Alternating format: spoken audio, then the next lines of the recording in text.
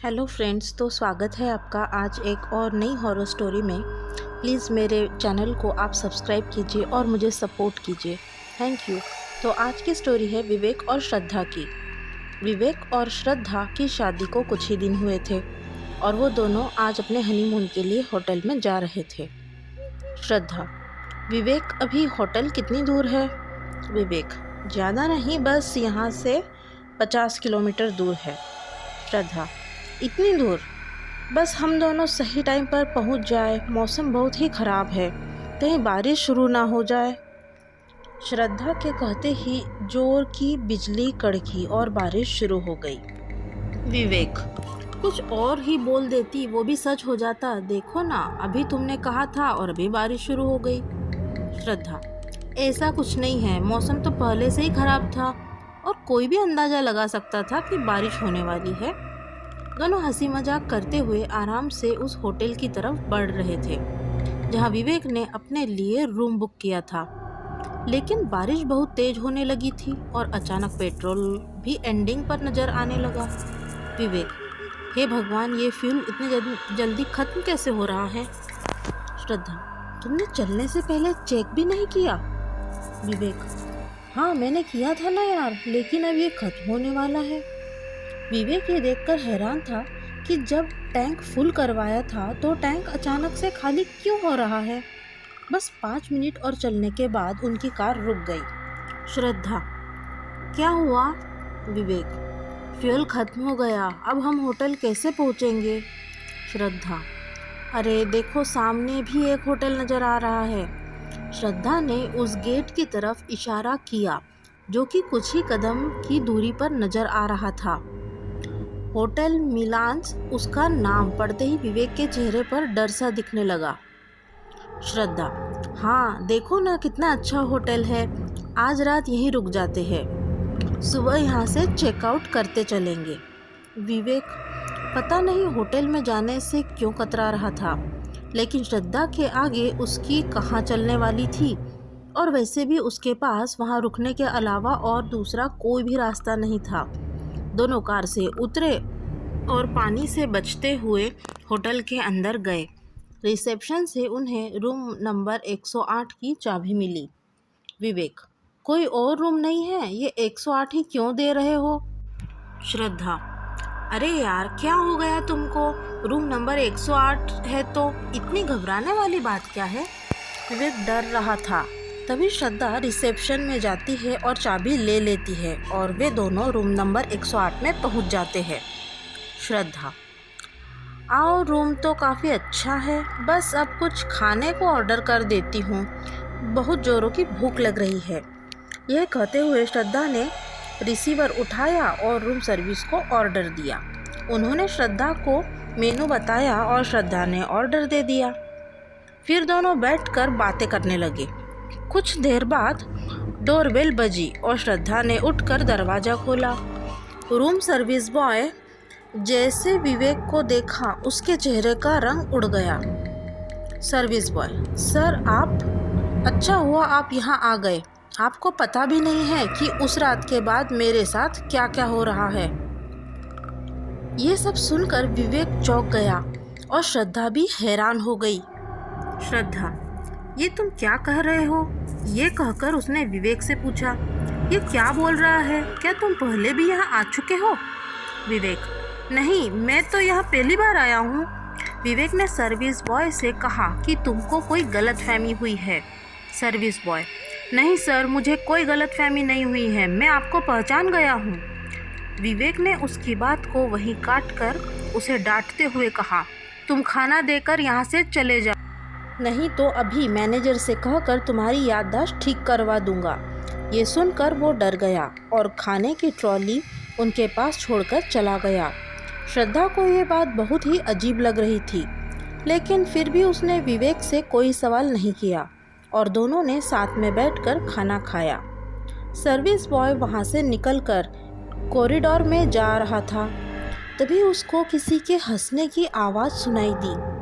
आखिर वो दिन आ ही गया जिसका मुझे इंतज़ार था। ये सुनकर वो डर गया और पीछे पलटकर देखा तो वहाँ कोई भी नहीं था।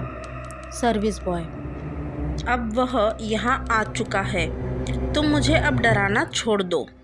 भूत, तेरे जिंदा रहने से मुझे कोई फ़ायदा नहीं है। तू उसको यहाँ लेकर नहीं आया, मैंने ही उसको यहाँ रोकने के लिए मजबूर किया। अब तेरे जिंदा रहने का कोई भी मतलब नहीं है। ऐसा कहकर उसके सामने आ गई। ये लड़की बहुत ही डरावनी लग रही थी। उसकी आंखें पीली और चेहरा नीला पड़ा हुआ था। वह चिल्लाया, लेकिन उस लड़की ने उसका गला पकड़ लिया और उसे ज़मीन से ऊपर उठा दिया और उसके पैर हवा में झटपटा रहे थे और सांस खींचने लगी थी। तभी एक झटके से उस लड़की ने उसकी गर्दन घुमाई और धड़ से अलग कर दी। श्रद्धा, खाना तो बहुत ही टेस्टी, मैं ज़रा वॉशरूम होकर आती हूँ। यह कहकर श्रद्धा उठी और वॉशरूम में चली गई। विवेक मोबाइल निकालकर उस होटल में कॉल करने लगा जहाँ उसने रूम बुक किया था। विवेक, यहाँ तो नेटवर्क भी नहीं आ रहा है। आज ये क्या हो रहा है मेरे साथ? श्रद्धा, क्या हुआ विवेक, तुम इतना परेशान क्यों दिख रहे हो? ये सुनकर विवेक ने श्रद्धा की तरफ देखा और उसको देखता ही रह गया। उसने रेड कलर का टॉप और शॉर्ट्स पहनी हुई थी। श्रद्धा उसकी तरफ देखकर मुस्कुरा रही थी। विवेक, वाओ, तुम तो बहुत ही अलग लग रही हो। सुनकर वो उसके करीब आ गया और उसे गले लगा लिया।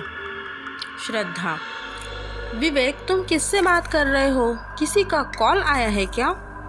श्रद्धा की ये आवाज़ वॉशरूम से आ रही थी, जिसे सुनकर विवेक हक्का बक्का सा रह गया। अगर श्रद्धा वॉशरूम में है तो ये लड़की कौन है जो मुझे लिपट गई है? वो लड़की श्रद्धा नहीं बल्कि वो भूत वाली लड़की थी जिसने कुछ देर पहले वेटर को मारा था। उसका भयानक रूप देखकर विवेक डर गया और चिल्ला उठा। उसकी चीख सुनकर श्रद्धा वॉशरूम से बाहर निकली और उसको देखकर वो भी डर गई। भूत, सर, मैंने आपका बहुत ही बेसब्री से इंतज़ार किया है। आज वो दिन आखिर में आ ही गया। इतना कहकर उसने विवेक का हाथ पकड़ा और उसको झटका देकर तोड़ दिया और उसकी गर्दन पकड़ी और उसको हवा में ऊपर उठा दिया। उसने ट्रॉली पर रखा हुआ कांटा उठाया और विवेक के गर्दन पर खचाखच मारने लगी। विवेक, बचाओ बचाओ! उसके गले से खून निकलने लगा। भूत, मैं कौन हूँ और तुम्हें मारना क्यों चाहती हूँ? अपनी बीवी को बता, वरना अभी के अभी तुझे खत्म कर दूंगी। विवेक, बताता हूँ, मुझे छोड़ दो नेहा। श्रद्धा, ये क्या कह रही है? ये कौन है विवेक? विवेक, ये मेरी सेक्रेटरी थी नेहा। पिछले साल मैं इसके साथ बिजनेस मीटिंग के लिए दिल्ली जा रहा था। हम एक रात यहाँ रुके थे, लेकिन मुझसे एक गलती हो गई। श्रद्धा, कैसी गलती? विवेक, मैंने अपने रूम सर्विस बॉय को पैसे देकर उससे शराब मंगवाई और फिर रात के टाइम नशे के हालत में मैंने, वो इतना बोलकर चुप हो गया और उसने गर्दन नीची कर ली। श्रद्धा, तुम कितने घटिया इंसान हो विवेक, आज पता चल रहा है।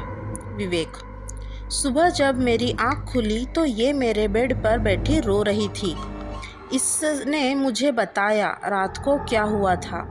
मैंने इसको चुप करने की कोशिश की और ये भी कहा जितना चाहे पैसा ले लो, लेकिन इस बात को यहीं पे दबा दो। लेकिन इसने मेरी एक नहीं मानी, बल्कि ये कहने लगी कि मुझे इससे शादी करनी पड़ेगी और ये मेरे ही सामने पुलिस को कॉल कर रही थी। तभी नेहा की आत्मा ने ट्रॉली पर से चाकू उठाया और फिर से उसके गर्दन पर रखकर बोली, आगे बता। विवेक, यह मेरे ही सामने पुलिस को कॉल कर रही थी। इससे मोबाइल छीनने के चक्कर में इसका सर टेबल से टकराया और इसके सर पर बहुत चोट आई और यह बेहोश हो गई। खून तब भी बहुत तेज़ी से बह रहा था। मैंने सोचा कि अगर मैंने इसे बचा लिया तो होश में आते ही यह मुझे पुलिस केस में फंसा देगी, इसीलिए मैंने इसको मरने दिया और फिर रूम सर्विस बॉय को कुछ और पैसे देकर इसकी लाश को ठिकाने लगा दिया। श्रद्धा, मुझे खुद पर आज शर्म आ रही है कि मैंने तुम जैसे इंसान से प्यार किया और शादी की। नेहा, सुन लिया तूने, अब तेरा भी समय आ गया है और अब तेरा भी वही हाल होगा जो उस रूम सर्विस बॉय का हुआ है। यह कहकर नेहा की आत्मा ने हाथ में पड़े चाकू से एक नहीं बल्कि कई बार विवेक के पेट में घोंप दिया और फिर वही चाकू उसके गले पे फेर दिया और उसको ख़त्म कर दिया। मरने वाला इंसान श्रद्धा का पति था, लेकिन फिर भी श्रद्धा के चेहरे पर पति को खोने का गम नहीं नज़र आ रहा था। नेहा की आत्मा ने श्रद्धा की तरफ देखा तो श्रद्धा बोली, श्रद्धा, नेहा, मैं तुम्हारी मौत की सच्चाई सबके सामने लेकर आऊँगी ताकि जो तुम्हारे साथ हुआ वो किसी के साथ ना हो। नेहा, ऐसा अब होगा भी नहीं। आगे से अब कोई भी लड़का किसी की ज़िंदगी ख़राब करने के बारे में सोचेगा तो मैं उसकी ख्वाहिश कभी पूरी नहीं होने दूंगी। अगर आपको ये वीडियो पसंद आई हो तो प्लीज़ मेरे वीडियो को लाइक कीजिए और चैनल को सब्सक्राइब कीजिए। Thank you for watching.